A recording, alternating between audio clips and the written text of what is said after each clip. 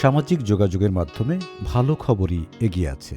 New York Times জানায়, একদল মার্কিন গবেষক মানুষের মস্তিষ্ক বিশ্লেষণ এবং অনলাইনে তাদের বিভিন্ন লেখা ও ইমেইল ঘেঁটে দেখেছেন বিপর্যয় বা শোকাবহ খবরের তুলনায় ইতিবাচক খবর দ্রুত ও অনেক দূর ছড়িয়ে পড়ে।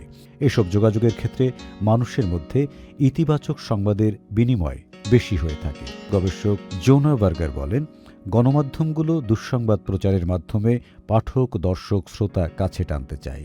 মানুষের অনুভূতিতে এর কী প্রভাব পড়বে তা তেমন গুরুত্ব পায় না, কিন্তু স্বজন কিংবা বন্ধুকে একটি খবর জানানোর সময় তার সম্ভাব্য প্রতিক্রিয়াকে মানুষ অনেক গুরুত্ব দেয়। সুখবর প্রতিদিন।